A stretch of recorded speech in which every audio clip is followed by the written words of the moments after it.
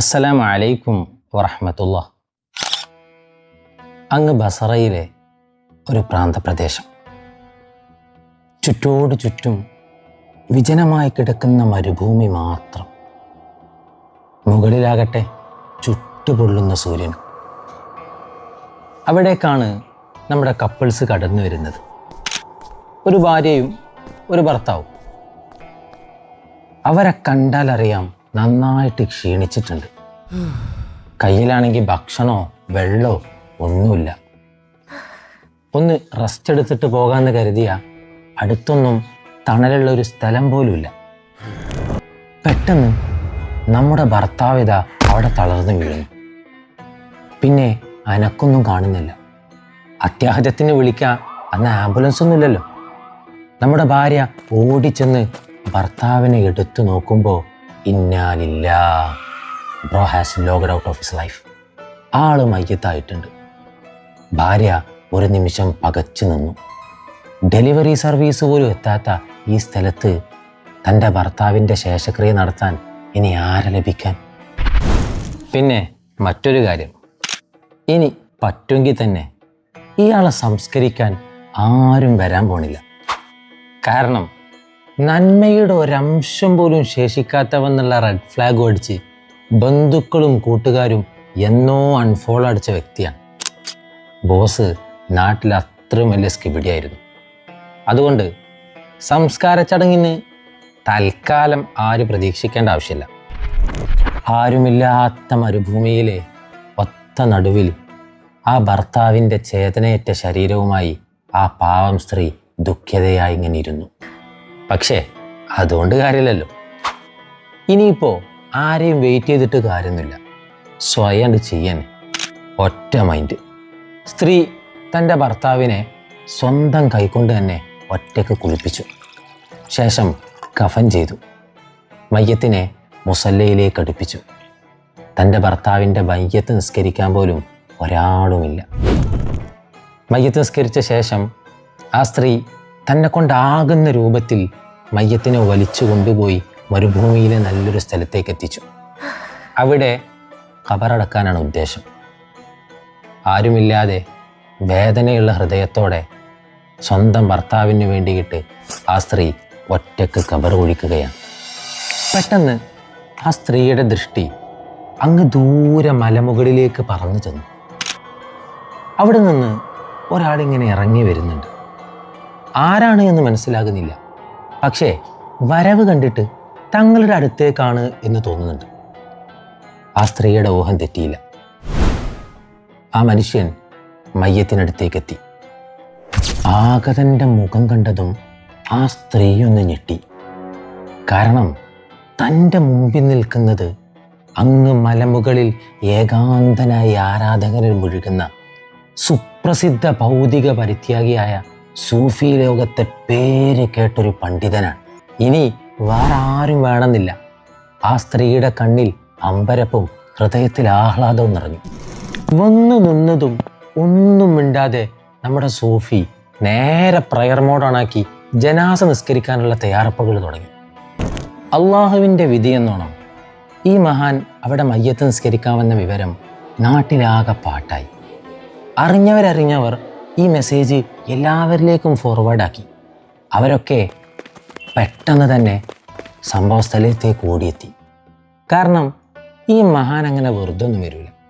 വന്നിട്ടുണ്ട് എന്നുണ്ടെങ്കിൽ then something is up. തക്കതായൊരു കാരണം അവിടെ ഉണ്ടാവും. നിമിഷങ്ങൾക്കകം വല്ല സെലിബ്രിറ്റിൻ്റെയും ഫ്യൂണറൽ പോലെ വമ്പിച്ചൊരു ജനാവലി തന്നെ അവിടെ സന്നിഹിതരായി. അങ്ങനെ അവരെല്ലാവരും നമ്മുടെ മഹാന്റെ നേതൃത്വത്തിൽ മയ്യത്ത് നിസ്കരിച്ചു.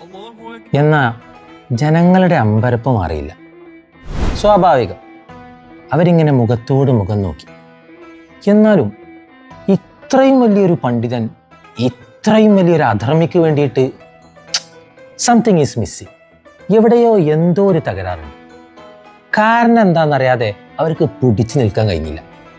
അങ്ങനെ അവരെല്ലാവരും കൂടെ ഒത്തുചേർന്നുകൊണ്ട് നമ്മുടെ പണ്ഡിതൻ്റെ അടുത്തേക്ക് ചെന്നു. അവർ ആകാംക്ഷയോടെ മഹാനോട് അതിൻ്റെ കാരണം തിരക്കി. മഹാൻ പറഞ്ഞു, എനിക്ക് ഉറക്കത്തിലൊരു നിർദ്ദേശം കിട്ടി. മരുഭൂമിയിലെ ഇന്നാലിന്ന സ്ഥലത്ത് ഒരു ജനാസയുണ്ട്. സ്വന്തം പത്നിയല്ലാതെ ആരും അവിടെ ആ ജനാസ കൊത്തില്ല. നിങ്ങൾ അവിടേക്ക് ഉടനെ ചെന്ന് ആ ജനാസക്ക് വേണ്ടി മയ്യത്ത് നിസ്കരിക്കണം. ആ മയ്യത്തിന് മാപ്പ് നൽകപ്പെട്ടിരിക്കുന്നു. ഇത് കേട്ടപ്പോൾ ജനങ്ങൾക്ക് നേരത്തെ ഉണ്ടായതിനേക്കാൾ ആകാംക്ഷയും അത്ഭുതവും ഉണ്ടായി. തങ്ങൾ ഇത്രയും മോശപ്പെട്ടവനെന്ന് കണക്കാക്കിയ ഒരു വ്യക്തിക്ക് അള്ളാഹ് വെറുതെ പൊരുത്തപ്പെട്ടു കൊടുത്തു. അവർ വീണ്ടും മഹാനോടതിൻ്റെ കാരണം കേണന്വേഷിച്ചു. എല്ലാവരും കൂടെ നിർബന്ധിപ്പിച്ചപ്പോൾ നമ്മുടെ മഹാൻ ഈ ഭർത്താവിനെ കുറിച്ച് ഭാര്യയോട് തന്നെ ചോദിക്കാമെന്ന് കരുതി. ആ യുവതിയെ അടുത്ത് വിളിച്ചുകൊണ്ട് മഹാൻ ചോദിച്ചു, നിങ്ങളുടെ ഭർത്താവിൻ്റെ പൂർവ്വകാല സ്ഥിതികൾ എന്തൊക്കെയാണ്? മഹാൻ ചോദിച്ചതും സുബ്ഹാനല്ലാഹ് ആ സ്ത്രീ പറയാൻ തുടങ്ങി, പൊന്നാര ശൈഖേ, മൂപ്പരെ കുറച്ചൊന്നും പറയാത്തതാ നല്ലത്. മച്ചാൻ ഫുള്ള് റോങ്ങായിരുന്നു. 24 മണിക്കൂറും മൂപ്പര് കള്ള് ഷാപ്പിലാണ്. എത്ര പറഞ്ഞാലും മൂപ്പര് കേൾക്കൂല. മഹാൻ പെട്ടെന്ന് തന്നെ ഇടകേറി പറഞ്ഞു, പൊന്നാര പെങ്ങളെ, മരിച്ചു പോയില്ലേ? ഞാൻ ഉദ്ദേശിച്ചത് അയാളിൽ നീ വല്ല നന്മയും കണ്ടിരുന്നോ എന്നാണ്. ഓ, അത് ശരി. ആ സ്ത്രീ ഒന്ന് ചിന്തിച്ചു. ശേഷം പറഞ്ഞു, ഷേഖ്, അതെ, ഞാൻ കണ്ടിരുന്നു. നല്ലതെന്ന് പറയാവുന്ന 3 കാര്യങ്ങൾ ഞാൻ എൻ്റെ ഭർത്താവിൻ്റെ ജീവിതത്തിൽ ശ്രദ്ധിച്ചിരുന്നു. എല്ലാവരും ആ സ്ത്രീയിലേക്ക് ഇങ്ങനെ സാഗോദം കേട്ടുകൊണ്ടിരിക്കാൻ. ആ സ്ത്രീ ഇങ്ങനെ പറഞ്ഞു തുടങ്ങി.